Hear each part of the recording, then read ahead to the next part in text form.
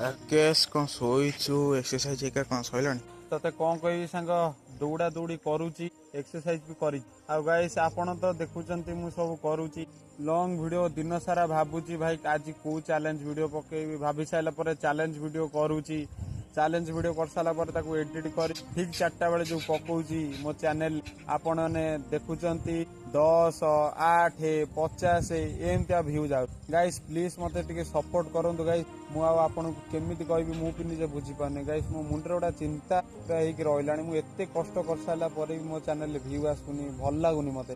ଆଉ ଆପଣମାନଙ୍କୁ କଣ କହିବି, ଆପଣ ତ ଡେଲି ଦେଖୁଥିବେ, ଯଦି ନ ଦେଖୁଥିବେ ମୋ ଚ୍ୟାନେଲରେ ବି ଯାଇକି ଦେଖିଦିଅନ୍ତୁ। ମୋ ଚ୍ୟାନେଲ ନାଁ ହେଲା ଆର୍ କେ ମହାନ୍ତି। ମୋ ଚ୍ୟାନେଲରେ ଯାଇକି ଦେଖିଦିଅନ୍ତୁ। ଡେଲି 4ଟା ବେଳେ ମୋର ଭିଡ଼ିଓ ପଡ଼ିବ ସୌରଭ ଯୋଶୀ ଟାଇପ୍ର। ମୁଁ ବ୍ଲଗ ଭିଡ଼ିଓ କରେ, ଚ୍ୟାଲେଞ୍ଜ ଭିଡ଼ିଓ ବି କରୁଛି ଗାଇସ୍। ଆପଣ ଦେଖନ୍ତୁ, ଆପଣ ନିଶ୍ଚୟ ଭଲ ଲାଗିବ ଗାଇସ୍। ମୋତେ ଟିକେ ପ୍ଲିଜ୍ ସପୋର୍ଟ କରନ୍ତୁ, ଆଉ କିଛି କହିବିନି।